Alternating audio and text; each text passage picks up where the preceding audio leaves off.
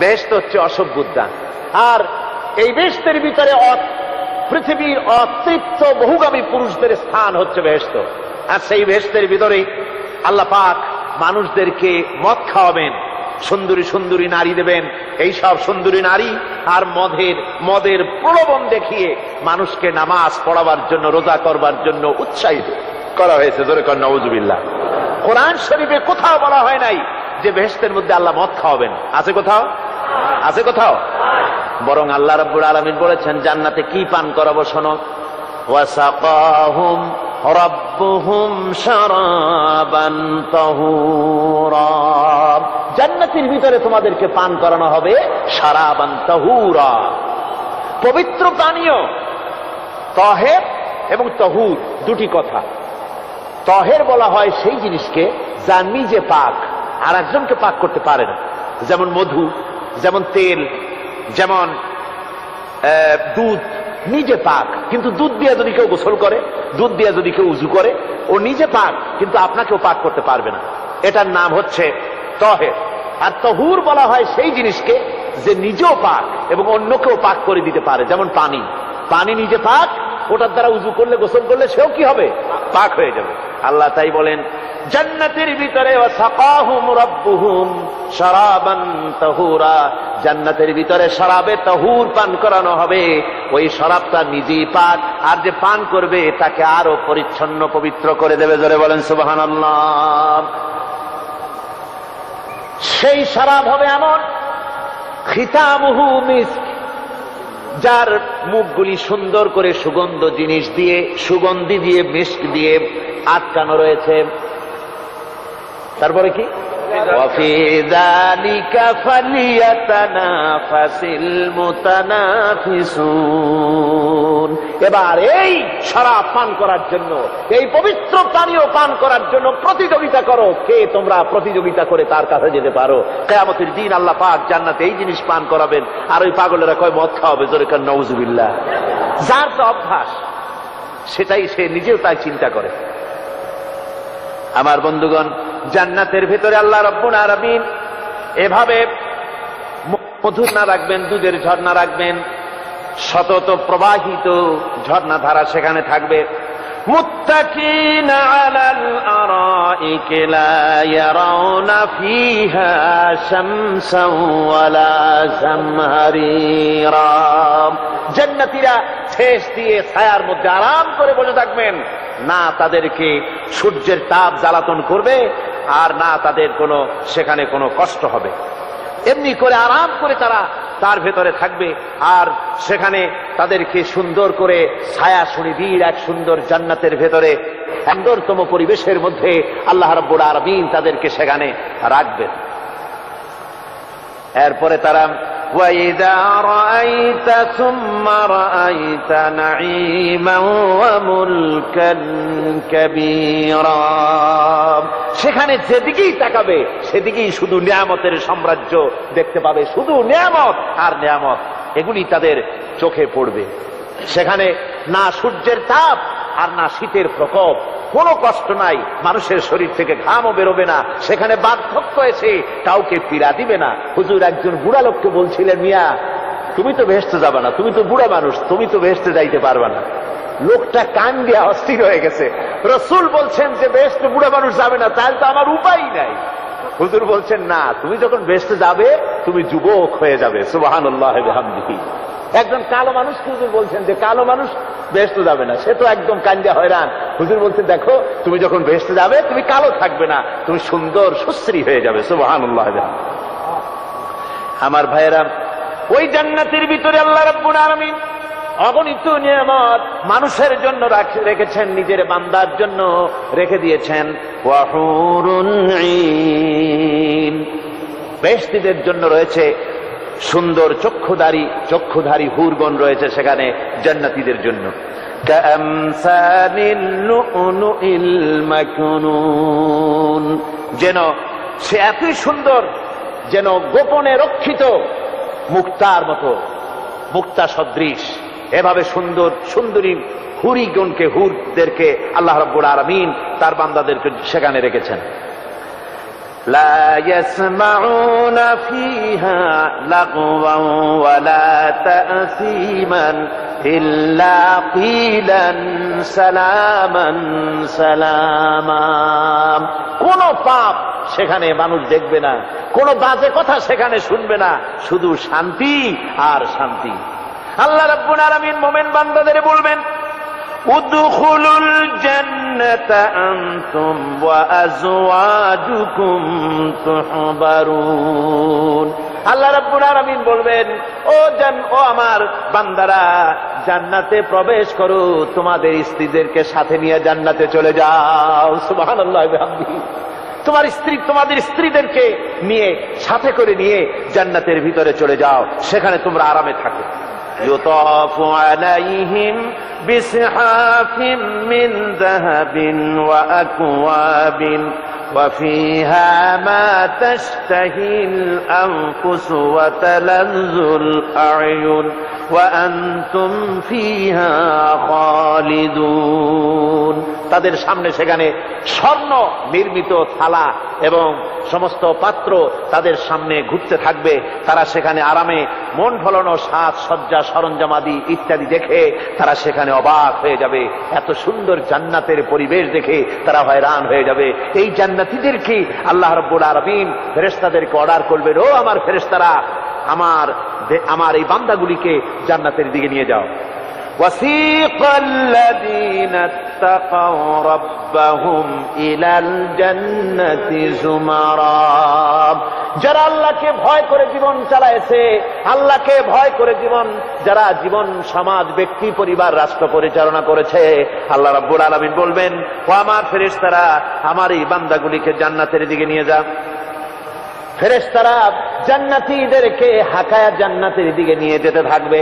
আবার ওদিকে আছে ওয়াসিকাল্লাযীনা কাফারু ইলা জাহান্নামা যুমারা, জাহান্নামীদেরকে হাকায় নিয়ে যাওয়া হবে কোন দিকে?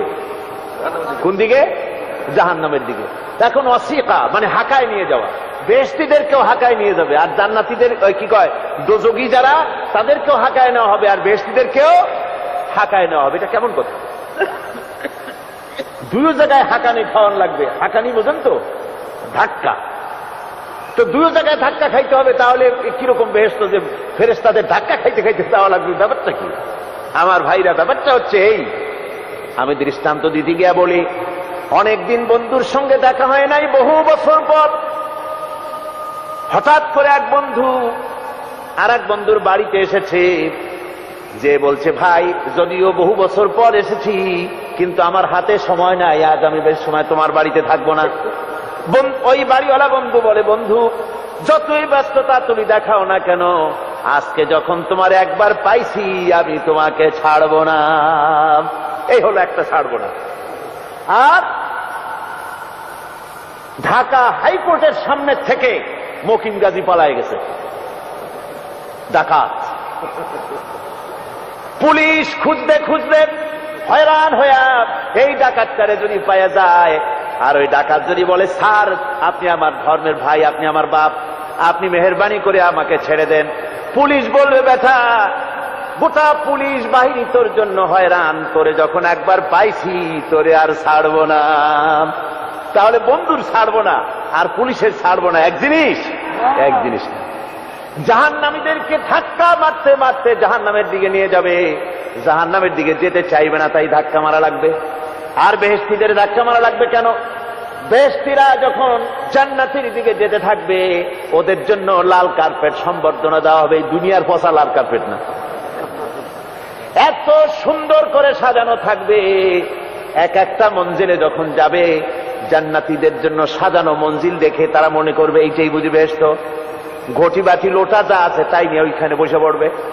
ফেরেশতারা কবে যে, আল্লাহর বান্দা তুমি এখানে বসছো কেন? এটা তো বেহেশত না। কয় এক থেকেও ভালো আছে নাকি? কয় আছে না, ওঠো, আরে মিয়া উঠো। এইভাবে করে ধাক্কা মারবে, ওঠো সামনে যাও। আবার যখন সামনে যাবে, সেখানে এর থেকে আরো সুন্দর পরিবেশ দেখে ওইখানে আবার বসে পড়বে, মনে করবে এটা বুঝি বেহেশত। বলা হয়, ফেরেশতারা বলবে, আল্লাহর বান্দা এটা জান্নাত না, এর থেকেও ভালো জায়গা, সুন্দর জায়গা আছে। এইভাবে ধাক্কা মারতে মারতে তাদেরকে জান্নাতের কাছে নিয়ে যাওয়া হবে। حتى إذا جاءوها وفتحت أبوابها وقال لهم خزنتها سلام عليكم طبتم فادخلوها خالدين। এভাবে ধাক্কাতে ধাক্কাতে যখন তাদেরকে জান্নাতের দরজার কাছে নিয়ে যাওয়া হবে, আগের থেকেই তাদের জন্য দরজা খোলা থাকবে। সুবহানাল্লাহ। আগের থেকেই জান্নাত খুলে রাখা হবে। তাদেরকে বলা হবে, ওই জান্নাতের পরিচালক তিনি বলবেন, আসুন, ওয়েলকাম করবেন তাদেরকে, সালামুন আলাইকুম, আপনাদের প্রতি আল্লাহর শান্তি বর্ষিত হোক। বড় ভালোভাবে জীবনযাপন করেছিলেন দুনিয়ায়, আল্লাহর হুকুম মেনে চলেছিলেন, আল্লাহর হুকুম পালন করেছিলেন। দুনিয়ার বুকে বড় অশান্তি, মানুষের নির্যাতন, মানুষের বদনামি, জেল জরিমানা, রাত জেগে তাহাজ্জুদের নামাজ পড়া, যাদের ময়দানে কষ্ট করে রক্ত দেওয়া, শহীদ হওয়া, কত কষ্ট করে আল্লাহর দ্বীন জমিনে কায়েমের চেষ্টা করেছেন, নিজের জীবনকে ভালো রেখেছেন, পবিত্র রেখেছেন। আজকে আপনার জন্য এই জান্নাত, ফাদখুলুহা খালিদিন, জান্নাতে প্রবেশ করুন এবং চিরকাল এই জান্নাতের ভিতরে থাকুন। আল্লাহ রাব্বুল আলামিন ওই জান্নাতের সবকিছু দান করে দেবেন তাদেরকে, বেহেশতের মধ্যে তারা পৌঁছে যাবে। আর এই বেহেশতে পৌঁছে যাওয়ার আগে আরেকটি ঘটনা ঘটবে, সেটা হচ্ছে আল্লাহর নবী তিনি কাঁদতে থাকবেন।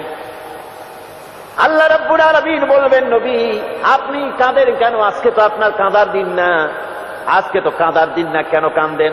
মাকামে মাহমুদ দিয়েছি, আপনাকে কাউসার দান করেছি, কেন কাঁদেন? নবীজি বলবেন, রব্বুল আলামিন আমি দেখতে পাচ্ছি মাঝে মাঝে ফেরেশতারা আমার উম্মতগুলিকে জাহান্নামের দিকে নিয়ে যাচ্ছে। আল্লাহ রাব্বুল আলামিন বলবেন, ও আমার নবী, ও আমার হাবিব, জান্নাতি উম্মতগুলি আপনি বাছাই করে নেন। হযরত আয়েশা রাদিয়াল্লাহু তাআলা আনহা বলেছেন, একথা শোনার পরে আমি প্রশ্ন করলাম, ইয়া রাসূলুল্লাহ, ওই পরকালে কিয়ামতের ময়দানে অসংখ্য নবীদের মাঝে, অসংখ্য উম্মতের মধ্য থেকে আপনার জান্নাতি উম্মত আপনি কি করে বেছে নেবেন? হুজুর বলেন, আয়েশা, যদি কোন ঘোড়ার কপাল যদি থাকে সাদা, আর সাদা কপালওয়ালা ঘোড়াটা যদি অনেকগুলি ঘোড়ার মধ্যে হারিয়ে যায়, তাহলে সাদা কপালওয়ালা ঘোড়াটারে কি তার মালিক খুঁজে পাবে নাকি? হযরত আয়েশা বলেন, হুজুর অনায়াসে পাবে। হুজুর বলেন, কিয়ামতের দিন অসংখ্য মানুষের ভিতরে আমার জান্নাতি উম্মত আমি এইভাবে বেছে নেব, যারা দুনিয়ার ভেতরে নামাজ পড়েছে, ঈমান এনেছে, ঈমানদার ছিল, দ্বীনের কাজ করেছে, আল্লাহর সাথে নাফরমানি করে নাই, নামাজ পড়েছে সঠিকভাবে, আল্লাহর সঙ্গে নাফরমানি করে নাই, সঠিকভাবে দ্বীন পালন করেছে, তাদের চেহারার ভিতরে ঈমানের নূর চমকাতে থাকবে। ওই ঈমানের নূরের চমক দেখে দেখে আমার উম্মতগুলি আমি বাছাই করব। সেদিন ওই কিয়ামতের ময়দানে যারা নামাজ পড়ে না, রোজা রাখে নাই, বরং দ্বীনের সঙ্গে বিরোধিতা করেছে, আল্লাহর সঙ্গে নাফরমানি করেছে, ইসলামকে অস্বীকার করেছে, আল্লাহর দ্বীন যারা জমিনে কায়েম করতে চায় তাদের সঙ্গে বেয়াদবি করেছে, ওরা বলবে, হে রাসূল, আমিও তো আপনার উম্মত, আমারও সুপারিশ করুন। আল্লাহ নবী বলবেন, ভেগে যাও, দূর হয়ে যাও, তুমি যদি আমার উম্মত হবে, তাহলে এসব উম্মতের মতো ঈমানের নূরের চমক তোমার ভেতরে আমি দেখতে পেতাম।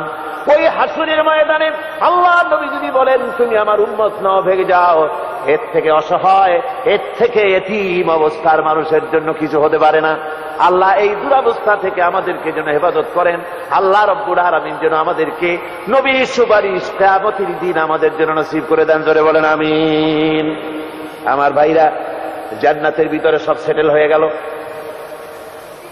আল্লাহ পাক জিজ্ঞেস করবেন, ও আমার বান্দারা, ও আমার জান্নাতি বান্দারা, আমি তোমাদেরকে যে সব ওয়াদা করেছিলাম সেই ওয়াদা মতো সব পাইছো কিনা?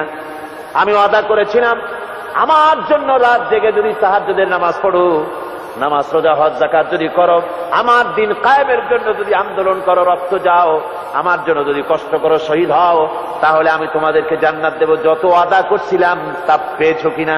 জান্নাতীরা বলবে, ক্বালু নাআম, সব পেয়েছি, সব নেয়ামত পেয়েছি। আল্লাহ বলেন, সব পাও নাই, ওয়ালাদাইনা মাজিদ, আমার কাছে আরো বেশি আছে, আমার কাছে আরো বেশি আছে, সব পাও নাই। জান্নাতীরা বসে থাকবেন, বুঝতে পারবেন না এত নিয়ামত পেয়েছি, আল্লাহর কাছে আরো আছে। আল্লাহর নবী তখন মুখ খুলবেন, নবীজি বলবেন রব্বুল আলামিন, জান্নাতীরা বলতে সাহস পেতেছে না, সব পেয়েছে ঠিকই, কিন্তু যার জন্য গভীর রাতের আরামের ঘুমকে হারাম করে তাহাজ্জুদের নামাজ পড়েছে, যার জন্য স্ত্রী পুত্র পরিজনের মায়া পরিত্যাগ করে জিহাদের ময়দানে শহীদ হয়েছে, যার জন্য জেল খাটলো, জরিমানা দিল, যার জন্য নির্যাতিত হলো, সে আল্লাহ রব্বুল আলামিনকে তারা এখনো দেখে নাই।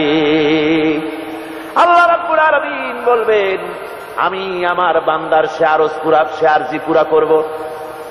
আল্লাহ রব্বুল আলামিন তার সামনের থেকে সমস্ত নূরের পর্দাগুলি সরে যাবে, রব্বুল আলামিন তার বান্দার সামনে জালুয়া আফরোজ হবেন। আল্লাহ পাক কোরআনে কারীমের ভিতরে বলছেন, বুজুহু ইয়াউমাইযিন নাযিরা ইলা রাব্বিহা নাযিরা। বান্দা, আল্লাহ পাক বান্দার দিকে তাকিয়ে থাকবেন, আর সমস্ত বান্দারা আল্লাহ রাব্বুল আলামিনের দিকে তাকিয়ে থাকবে। এই অবস্থায় কত কাল চলে যাবে কেউ টের পাবে না। রব্বুল আলামিন জান্নাতের ভিতরে তোমার জান্নাতীরা যেদিন তোমাকে দেখবে, ওই দিন আমাদেরকেও জান্নাতে একটু জায়গা করে দিও আল্লাহ।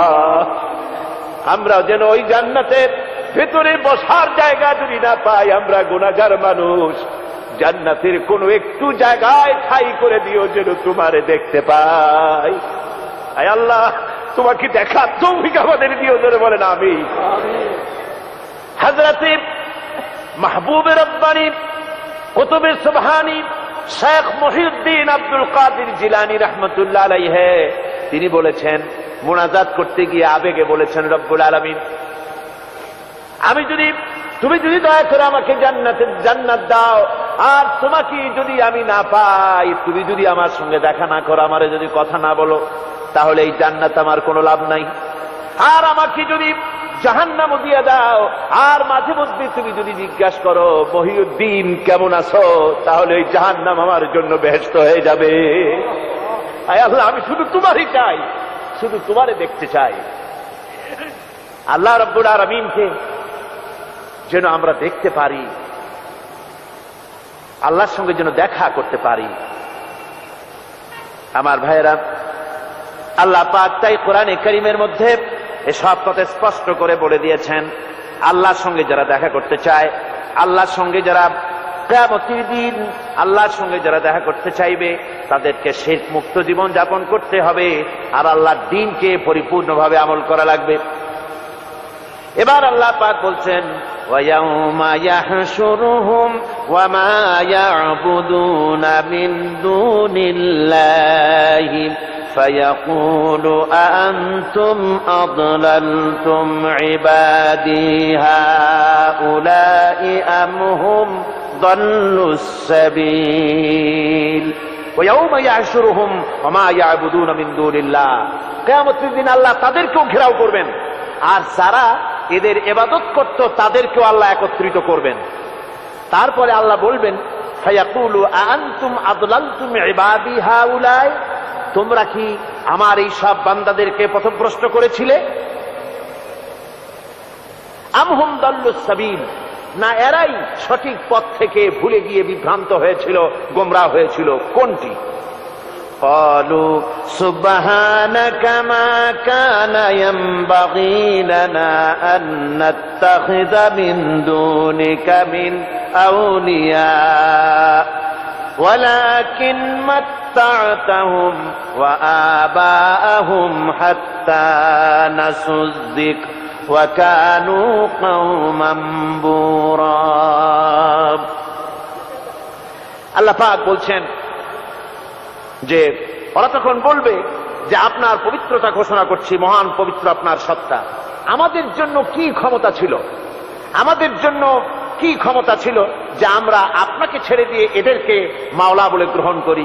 বরং ব্যাপার হলো এই, ওয়ালাকিন মাত্তাতাহুম, আসল ব্যাপার হলো যে আপনি এদেরকে আর এদের মা বাপকে আপনি এত সম্পদশালী করেছেন যে সম্পদশালী হওয়ার কারণে তারা নাসুয যিকরা, তারা সব কথাকে ভুলে গিয়েছে। তারা সবক ভুলে গিয়েছে। ওয়া কানু কওমান বুরা, এবং তারা এখন এক ভাগ্যাহত জাতিতে পরিণত হয়েছে।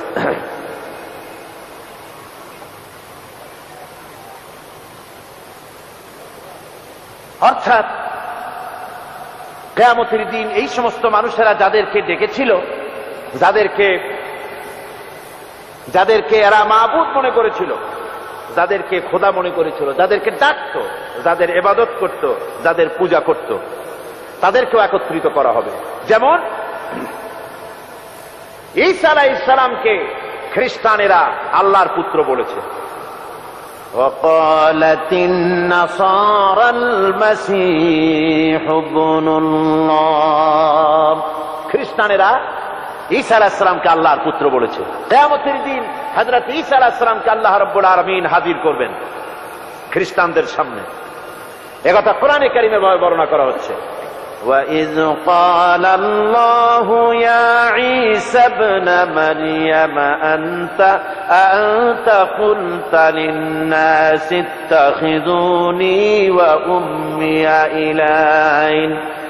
إِلَٰهَيْنِ مِن دُونِ اللَّهِ। আল্লাহ পাক ঈসা আলাইহিস সালামকে বলবে, তুমি কি এইরকম বলেছো এদেরকে যে আল্লাহকে বাদ দিয়ে আমাকে আর আমার মাকে ইলাহ বলে মেনে নাও, এমন কথা তুমি বলেছো? হযরতে ঈসা আলাইহিস সালাম তখন বলবেন, ক্বালা সুবহানাকা মা ইয়াকুনু লি আন আকুলা মা লাইসা লি বিহক। আয় আল্লাহ পাক, আপনার পবিত্রতা ঘোষণা করছি, আমি এমন কথা বলার কোনো হকই আমার নাই। আমি যদি এমন কথা বলে থাকি তাহলে নিশ্চয়ই তুমি তা জানো। এমন কথা আমি তাদেরকে বলি নাই, বরং আমি তো তাদেরকে বলেছি, মা কুলতু লাহুম ইল্লা মা আমারতানি বিহি আন ইবুদুল্লাহ রাব্বি ওয়া রাব্বিকুম। আমি বরং তাদেরকে বলেছি যে একমাত্র আল্লাহর ইবাদত করো, আল্লাহর গোলামি করো, কথা আমি তাদেরকে বলেছি, কিন্তু তারা আমার কথা মানে নাই। এভাবে হযরত ঈসা আলাইহিস সালাম তিনি অস্বীকার করবেন। আমার বন্ধুগণ, এরপরে আল্লাহ পাক বলছেন, ফাকাদ কাযযাবুকুম বিমা তাকুলুন, ফাকাদ কাযযাবুকুম বিমা তাকুলুন। কিয়ামতের দিন এই সমস্ত মাবুদ যাদেরকে তারা ডাকতো, ওরা সাক্ষী দেবে এবং ওদেরকে মিথ্যা প্রমাণ বলবে, যে এরা মিথ্যা কথা বলেছে, মিথ্যা বলে প্রমাণ করে দিবে তাদেরকে। অর্থাৎ এই পৃথিবীতে মানুষ যাদেরকে বিশ্বাস করতো মাবুদ বলে, যে এদেরকে ডাকলে পরে এরা আমাদের মনের আশা পূরণ করবে, আমাদের চাকরি বাকরিতে উন্নতি দেবে, আমাদেরকে সন্তান দিবে, এ ধরনের কথা বিশ্বাস যাদের উপরে আছে, অথবা কিয়ামতের দিন আমার জন্য সুপারিশ করবে, কিয়ামতে আমার গুনাহ মাপের দায়িত্ব নিয়ে নেবে, এই জাতীয় চিন্তা ভাবনা যাদের প্রতি তারা করত, ধারণা করত, ওরাই কিয়ামতের দিন এটাকে অস্বীকার করবে। আমার বন্ধুগণ, এই পৃথিবীতে কোন বুজুর্গ, কোন পীর এমন কথা বলে না যে আসো তোমরা আমার সেজদা করো, এরকম বলে? কি বলেন? বলে? বুজুর্গ, পীর এবং বুজুর্গ যারা, তারা বলে না যে আমাকে সেজদা করো, আমাকে নজর দাও, আমাকে হাদিয়া দাও, আমি তোমাকে কিয়ামতের দিন নাজাত করে দেব, অথবা আমার জন্মদিনে আমারে গোসল করায় সেই পানি তোমরা খাও, তোমরা রোগমুক্ত হয়ে যাবে, এভাবে ওরা বলে না। বরং ওদের সাথী এক শ্রেণীর চাটুকার আছে, যে সব চাটুকারেরা এ ধরনের কথা বলে লোকদেরকে ওদের প্রতি আকৃষ্ট করে দলে লোক ভিড়াবার জন্য প্রচেষ্টা চালায়। ঠিক কিনা বলে? তাই মানুষেরা আজ বুঝতে না পেরে এদের চক্রে যায়, এদের খপ্পরে পড়ে যায়। আমি যতদূর খবর নিয়েছি, হতে পারে দুই একজন, কিন্তু অধিকাংশ পীর বুজুর্গ যারা, তারা কখনো বলে না যে আমাকে সেজদা করো, আমার বাড়িতে হাদিয়া ছাড়া এসো না, হাদিয়া দাও, নজর দাও, আমি কিয়ামতে নাজাত দিব, এমন কথা বলে না। বরং সাথে কিছু চাটুকার থাকে, তারা এদের এত কেরামতি বর্ণনা করে যে কেরামতি শুনলেও অবাক হয়ে যেতে হয়। এই সব কথা বলে মানুষকে তাদের প্রতি আকৃষ্ট করে। আল্লাহ পাক বলছেন, কিয়ামতের দিন খুব মুশকিল হয়ে যাবে এদের জন্য। এরা অস্বীকার করবে, ওরাই বলবে যে আমরা এদেরকে কথা শিখাই নাই। فما تستطيعون صرفا ولا نصرا ومن يظلم منكم نذقه عذابا كبيرا। এরপরে তাদের পক্ষে সম্ভব হবে না ওই কিয়ামতের দিন এই ভাগ্যাহত অবস্থা থেকে ফিরে আসতে পারবে না, আর না তারা কোনো সাহায্যকারীও সেদিন পাবে। আল্লাহ রাব্বুল আলামিন বলছেন, ومن يظلم منكم نذقه عذابا كبيرا। যারাই নাকি এভাবে জুলম অত্যাচারী হয়েছে তোমাদের মধ্য থেকে, যারাই এভাবে অত্যাচারী হয়েছে আমি তাদেরকে জাহান্নামের কঠিন শাস্তির স্বাদ গ্রহণ করাবো। তার অর্থ হচ্ছে যারা মহাসত্যকে অস্বীকার করেছে, এটাই হচ্ছে জুলম। মহাসত্যকে অস্বীকার করা, আল্লাহ নবীকে অস্বীকার করা, দ্বীনকে অস্বীকার করা, এগুলি যারা করেছে আমি তাদেরকে জাহান্নামের শাস্তি ভোগ করাবো। وما أرسلنا قبلك من المرسلين إلا إنهم ليأكلون الطعام ويمشون في الأسواق وجعلنا بعضكم لبعض فتنة أتصبرون وكان ربك بصيرا। আমি আপনার পূর্বে এমন কোন রসুল পাঠাইনি যাদেরকে আমি রসুল করে পাঠিয়েছি তারা সকলেই আহার গ্রহণ করতেন, সকলেই খানা খেতেন। ওয়ায়ামশুনা ফিল আসওয়াক, এবং তারা বাজারে চলাফেরা করতেন। ওরা আজকে যে আপত্তি তুলছে যে নবী মানুষ না, নবী যদি হবে তবে মানুষ হলো কেন, আর সে কেমন রসুল যে তিনি বাজারে যান, তিনি খানা খান, এটা কেমন কথা? আল্লাহ পাক বলছেন, হে নবী, আমি শুধু আপনি নন, আপনার আগে ইব্রাহিম আলাইহিস সালাম, আদম আলাইহিস সালাম, মুসা আলাইহিস সালাম, ঈসা আলাইহিস সালাম, যত পয়গম্বর এই পৃথিবীতে আমি পাঠিয়েছি সমস্ত নবীরা আহার গ্রহণ করতেন আর সবাই বাজারে চলাফেরা করতেন। এমনকি এই খ্রিস্টানেরা যে ঈসা আলাইহিস সালামের কথা বলে, যে ঈসা আলাইহিস সালামও তিনিও খানা খেতেন এবং বাজারে ঘোরাফেরা করতেন। আল্লাহ পাক বলছেন, ওয়াজআলনা বা'দাকুম লিবা'দিন ফিতনা, আমি তোমাদের জন্য, তোমাদের পরস্পর পরস্পরকে, উভয়ের জন্য আমি উভয়কে এক পরীক্ষা হিসাবে তৈরি করেছি, এক বিরাট পরীক্ষা তোমাদের জন্য। অর্থাৎ নবী এবং তার অনুসারীদের জন্য এই মহাসত্যের অস্বীকারীরা হচ্ছে পরীক্ষা, আবার মহাসত্যের অস্বীকারীদের জন্য এই নবীরা হচ্ছে পরীক্ষা। তার মানে কোন বিপদের আগুন যদি না জ্বলে তাহলে খাদওয়ালা না নিখাদ এ বোঝা যাবে কি করে? খাদওয়ালা লোকগুলি তারা তো আগুন যদি না জ্বলে তাহলে তারাও এসে খাঁটি হয়ে যাবে। এই জন্য খাঁটি সোনা আর অখাঁটি এটাকে পার্থক্য করার জন্য আল্লাহ পাক বলছেন, এ ধরনের আমি একটা পরীক্ষা সৃষ্টি করেছি একজনের জন্য আরেকজনের, এটা হচ্ছে একটা পরীক্ষা বিশেষ। আতাসবিরুন, তোমরা কি সবর ইখতিয়ার করবে? এই সব বাধা বিপত্তি বিরোধিতা এগুলি সহ্য করা, এগুলি কি তোমরা সবর ইখতিয়ার করবে? ওয়া কানা রাব্বুকা বাসীরা, আর আল্লাহ তোমার রব তিনি সব কিছু দেখছেন এবং শুনছেন। তার মানে হচ্ছে এই পরীক্ষার অগ্নিকুণ্ড যেটা জ্বালিয়ে দেওয়া হয়েছে এটা জ্বলছে। দিনের কাজ করতে গেলে প্রতিবন্ধকতা আসবেই, এটা এমন নয় যে দিনের দাওয়াত দিতে থাকবেন আর কোনো বাধা আসবে না, বিপত্তি আসবে না, ফুলের মালা আসবে আর আঙ্গুর বেদানা আসবে, তা না। রাসূল পাক সাল্লাল্লাহু আলাইহি ওয়াসাল্লাম যখন দিনের দাওয়াত পেশ করেছেন, ইসলামের দাওয়াত যখন দিয়েছেন, এই দাওয়াত দেওয়ার সময় তার কাছে ওই আপনার হাদিয়া তোহবা, ফুলের মালা আর তরুণ নির্মিত হয় তার জন্য বরং পাথর এসেছে। এত কষ্ট রসুলের হয়েছে এই আন্দোলন করতে গিয়ে। আল্লাহ বলছেন, তোমরা কি সবর ইখতিয়ার করবে? তার মানে সবর ইখতিয়ার করতে হবে। দিনের আন্দোলন করতে গেলে বিপদ আসবে। কি আসবে? বিপদ আসবে। সে বিপদে তোমরা কি সবর ইখতিয়ার করবে? আল্লাহ পাক প্রশ্ন করছেন। সবর ইখতিয়ার করতে হবে। রাসূল পাক সাল্লাল্লাহু আলাইহি ওয়াসাল্লাম তিনি একদিন ওই কাবা শরীফের কাছে তিনি বসা ছিলেন।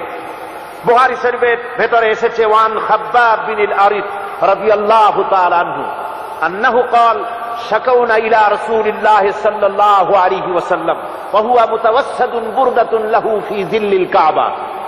বলছেন যে আমি একদিন রাসূলের কাছে আমরা গেলাম, যে দেখি রাসূল পাক সাল্লাল্লাহু আলাইহি ওয়াসাল্লাম তিনি ওই কাবা শরীফের ছায়ায় তিনি আরাম ফরমাচ্ছেন। ফাকুলনা, এরপর আমরা গিয়ে বললাম, আলা তাস্তানসিরু লানা আলা তাদউ লানা। আমি গিয়ে বললাম, আমরা কাছে গিয়ে বললাম, ইয়া রাসূলুল্লাহ, আপনি কি আমাদের জন্য দোয়া করবেন না? আপনি কি আমাদের জন্য আল্লাহর কাছে সাহায্য প্রার্থনা করবেন না? আমরা তো মার খেতে খেতে মরে গেলাম, আমরা তো ক্ষুধার জ্বালায় মরে গেলাম, কাফেরেরা আমাদেরকে নির্যাতন করতেছে। তখন অবস্থা এমন ছিল, হযরতে খাব্বাবকে তারা আগুনের উপরে চিৎ করে শোয়াছে, আংটা আগুন বিছায় দিয়া ওই আগুনের উপরে হযরত খাব্বাবকে শোয়ায় দিয়া হযরতে খাব্বাবের বুকের পরে পাথর চাপা দিয়েছে যেন খাব্বাব নড়াচড়া করতে না পারে। হযরতে বিলালকে উটের পায়ের সাথে রশি লাগায়া উট তাড়াইছে। দৌড়াতে যখন হয়রান হয়ে গেছে, আর দৌড়াতে পারে না, উটের পা থেকে বিলালকে খসায়া উত্তপ্ত মরুভূমির ভিতরে চিৎ করে ফেলে দিয়ে চতুর্দিকে কাফেরেরা দাঁড়িয়ে লোহার ডান্ডা দিয়া পিটাইছে আর বলেছে, বেলাল রে এখনো লাত মানাতের পরেই মানান। হযরতে বিলাল তখন কোন রকম একটা আঙ্গুল আকাশের দিকে উঁচু করে বলেছেন, আহাদ আহাদ লা ইলাহা ইল্লাল্লাহ লা ইলাহা ইল্লাল্লাহ লা ইলাহা ইল্লাল্লাহু মুহাম্মাদুর রাসূলুল্লাহ। আমার ভাইরা, হযরতে খাব্বাব বিন আল-আরিত রাদিয়াল্লাহু তাআলা আনহু তিনি যখন বললেন, হে আল্লাহর রাসূল, আপনি কি আমাদের জন্য দোয়া করবেন না? হুজুর তখন সোজা হয়ে উঠে বসলেন, বললেন, قد كان من قبلكم يؤخذ الرجل فيحفر له في الارض। তোমাদের আগে দিন প্রতিষ্ঠা করতে যারা এখানে এসেছিল পৃথিবীর বুকে, তাদেরকে ওই কাফের বেঈমানেরা তাদেরকে ধরত, আর তাদেরকে ধরে নিয়ে তাদের জন্য মাটি খুঁড়ত, এরপরে ওই মাটির ভিতরে তাদের বুক সমান গেড়ে দিত। সুম্মা ইউতা বিল মানশাত, এরপরে করাত নিয়ে আসতো, ফায়ুদাউ আলা রাসিহি ফায়ুজআলু নিসফাইন, এরপরে করাত তার মাথার উপরে রেখে করাত দিয়ে মাথাকে দুই টুকরা করে, মাথা থেকে শুরু করে বডিটাকে দুই টুকরা করে ফেলে দিত। ওয়ায়ুমশাতু বিআমশাতিল হাদিদ, এরপরে লোহার চিরুনি এনে সেই লোহার চিরুনি দিয়ে তার গায়ের উপর থেকে গোশত কাছিয়ে নামিয়ে ফেলে দেওয়া হতো। রাসূল পাক বলছেন, এরপরেও এই লোকগুলিকে আল্লাহর দিন থেকে এত অত্যাচার করার পরেও এক চুল পরিমাণ তারা সরিয়ে দিতে পারেনি। আল্লাহ নবী বলছেন, ও খাব্বাব, ওয়াল্লাহি লা ইউতাম্মিমান্নাল্লাহু হাদাল আমরা হাত্তা ইয়াসিরা আর-রাকবা মিন সানা ইলা হাদরামাউত। ও খাব্বাব, ওয়াল্লাহি, আমি আল্লাহর নামে শপথ করে বলছি, সেদিন বেশি দূরে নয় যেদিন সানা থেকে শুরু করে হাদরামাউত পর্যন্ত লোকেরা যাতায়াত করবে, ব্যবসায়ীরা তাদের পণ্য দ্রব্য নিয়ে যাতায়াত করবে, সুন্দরী রমণীরা তারা যাতায়াত করবে। লা ইয়াখাফু ইল্লাল্লাহ বিযিবা আলা গানামিহি, মানুষের অন্তঃকরণের ভিতরে কোনো ভয় থাকবে না, একমাত্র ভয় হবে আল্লাহ রাব্বুল আলামিনের ভয়, সুবহানাল্লাহি ওয়া বিহামদি, আর কোনো ভয় থাকবে না। ওয়ালাকিন্নাকুম তাস্তাজিলুন, ও খাব্বাব, তোমরা বড্ড তাড়াহুড়ো করতেছো, তোমরা বেশি তাড়াহুড়ো করছো, এত তাড়াহুড়ো করো না, সে সময় আসবে। গিয়ে এ ধরনের কষ্ট হয়েছে, বিরোধিতা আসছে, বিরোধিতা আসবে, সেই বিরোধিতার মোকাবেলা করেছেন জনাবে মুহাম্মদ রাসূলুল্লাহ, যারা বলেন সাল্লাল্লাহু আলাইহি ওয়াসাল্লাম। এই মোকাবেলা সাহাবায়ে কিরাম করেছেন, রাসূল করেছেন, কষ্ট করেছেন, এই কষ্ট করতে হয়েছে, বিরোধিতার মোকাবেলা করতে হয়েছে, তারপর বিজয় এসেছে, এত সহজে আসে নাই। এই মোকাবেলা আমাদেরকেও করতে হবে।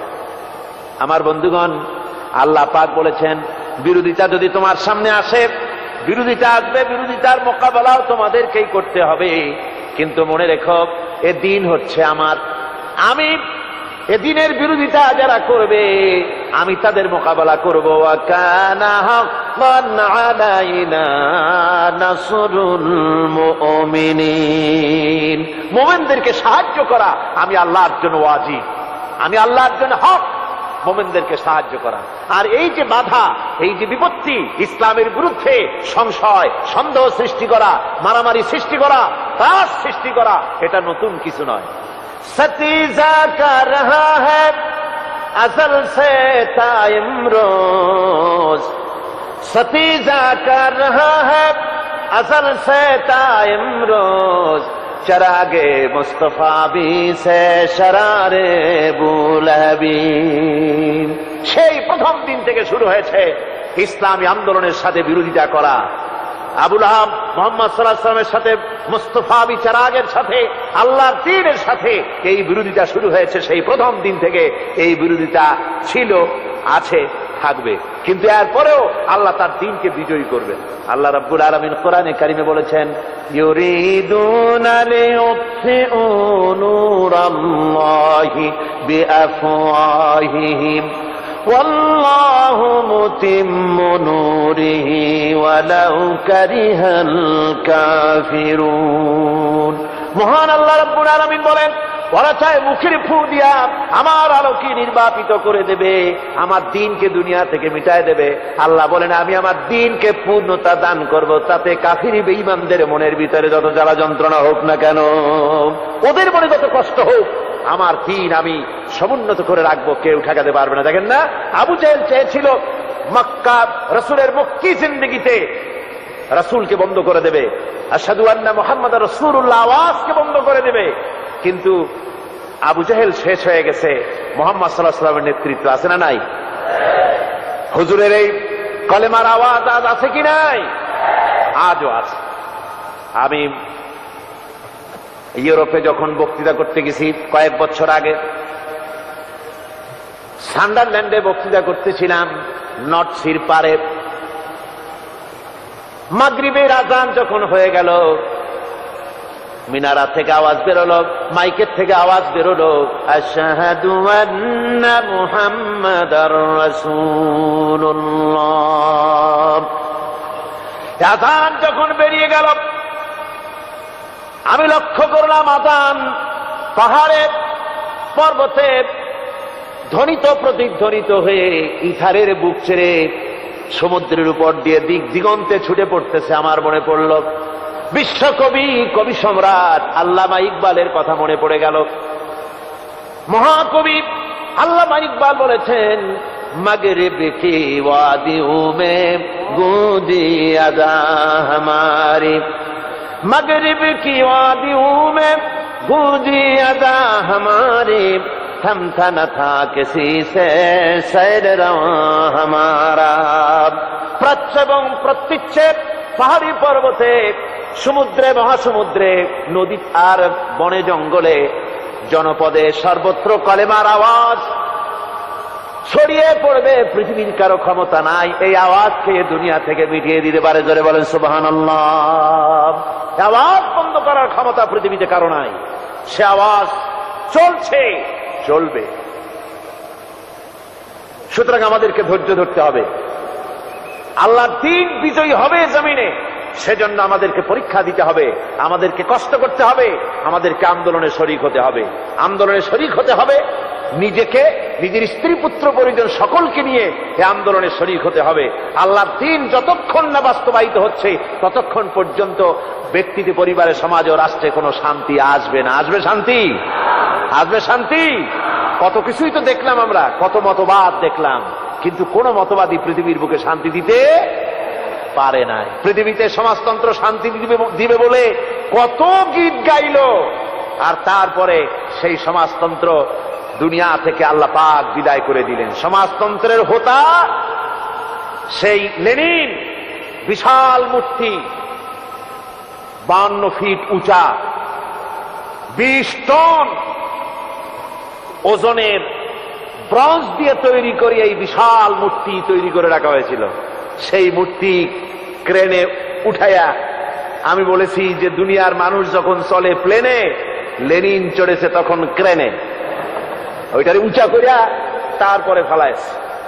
এরপরে মানুষে এর উপর দিয়ে জুতা ফুতা পায়ে দিয়ে হাঁটতেছে। এটাকে করবে কি? এই জন্য তারা প্রস্তাব করেছিল দুনিয়ায় নিলাম, অকশনে এটাকে বিক্রি করার চেষ্টা করেছে। কিন্তু আফসোস, দুনিয়ার বুকে একটা মানুষ পাওয়া গেল না এই আপদ কেনার জন্য। এই আপদ পৃথিবীতে কেউ কিনতে চাইল না। কিন্তু এখনো আমাদের দেশের খুচরা কমিউনিস্টরা, এরা বলে কয় যে সমাজতন্ত্র কলমের খোসায় নষ্ট হতে পারে না। আমি বলি, মহাসমুদ্রে ভাটি লেগে গেছে, চাকতাই খালের মধ্যে জোয়ার আনতে পারবে না। সমুদ্রেই যদি ভাটা লাগে, খালের মধ্যে জোয়ার আসে? আসতে পারে না। এগুলি কোন নেতা না। আমার সারা জীবন এইটার বিরোধিতা করেছি, সারাটা জীবন। আলহামদুলিল্লাহ, আল্লাহ পাক আমাদের চোখে দেখার তৌফিক দিলেন যে আল্লাহ পাক এটাকে ধ্বংস করে দিয়েছেন।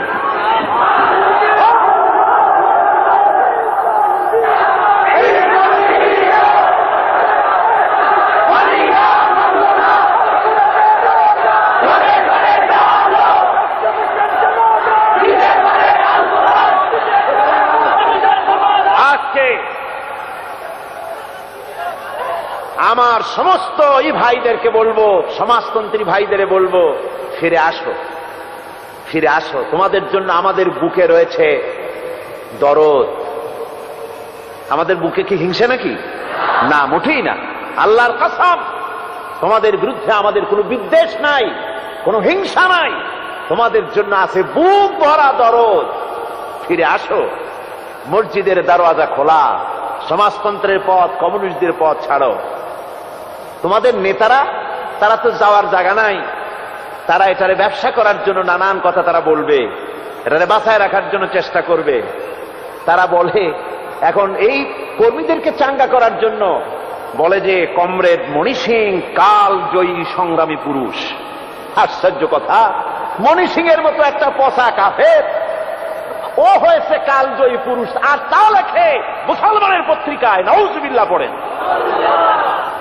একটা নিকৃষ্ট, জঘন্য, একটা পচা কাফের মণি সিং, সে হবে কালজয়ী সংগ্রামী পুরুষ? মুসলমানদের কাছে কখনো হতে পারে? জোরে বলেন, পারে? এই পৃথিবীতে কত নেতা এসেছে আর চলে গেছে। এই পৃথিবী শুধু একটা নেতার জন্ম দিয়েছে, শুধু একটা নেতা।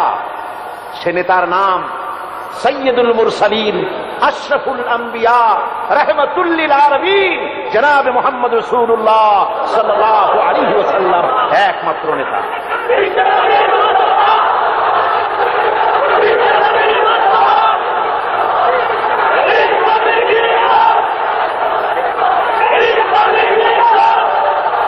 সুতরাং আমি আজকে আমার সমস্ত সমাজতন্ত্রী কমিউনিস্ট ভাইদের দাওয়াত দেই,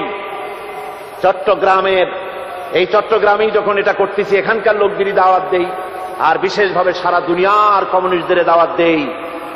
পুকুরে পানি আছে, কুয়ায় পানি আছে, উযু করুন, মসজিদের দরওয়াজা খোলা, মসজিদে আসুন, সেজদায় পড়ুন, আল্লাহর রহমতের দরজাও খোলা, আল্লাহ পাক মাফ করে দিবেন।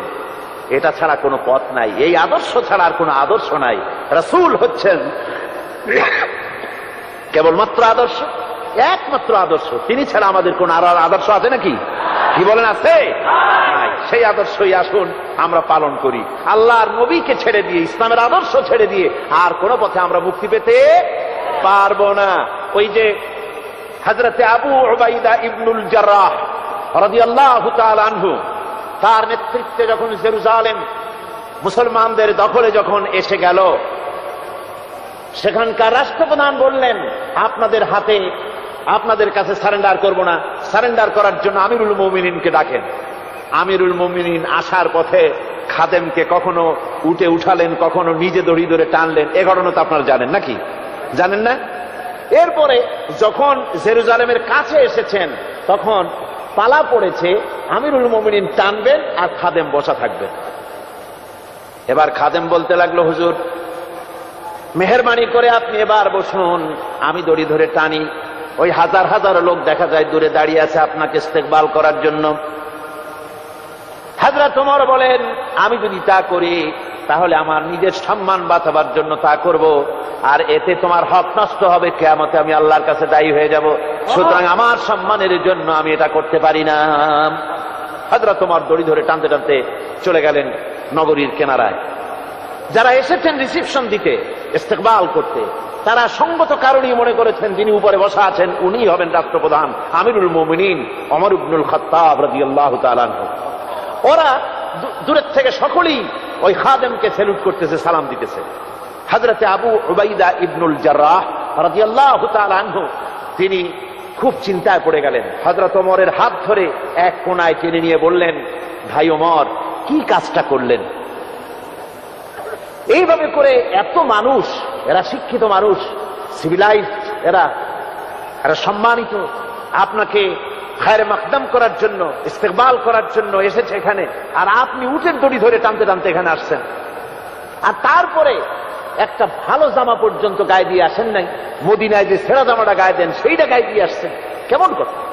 হযরত ওমর আবু উবায়দার হাত ধরা ছিল, আপাদমস্তক নিরীক্ষণ করে মনে মনে ভাবলেন, রাসূলের এই জলিলুল কদর সাহাবী মাসাদিক কাল পর্যন্ত এই খ্রিস্টানদের সাথে থেকে হয়তো কোনো মনের চিন্তার কোনো পরিবর্তন এসে গেল নাকি? হাত ধরে ঝাঁকি মারলেন। হযরতে আবু উবায়দার হাত ধরে ঝাঁকি মেরে হযরত ওমর বলছেন, ইয়া আবা উবাইদা, নাহনু কওমুন আ'আজ্জানাল্লাহু বিল ইসলাম। ও আবু উবায়দা, শুনে রাখো, আমাদের সম্মান আর কিছু তো আসে নাই। আমরা উট চড়ায় খেতাম, আমরা উট আর ছাগলের দুধ বিক্রি করে খেতাম, আমাদের সম্মান ছিল না, ইজ্জত ছিল না। আমাদের সম্মান যদি আজকে, আমার সম্মানে যদি এখানে এই জেরুজালেমের রাষ্ট্রপ্রধান এবং নগরীর প্রধানগণ যদি এলিট পিপুল যারা, তারা যদি এসে থাকে, তাহলে তা ইসলামের জন্য, ওমর ইবনুল খাত্তাবের জন্য নয়। ইসলামের কারণে এই মর্যাদা এসেছে।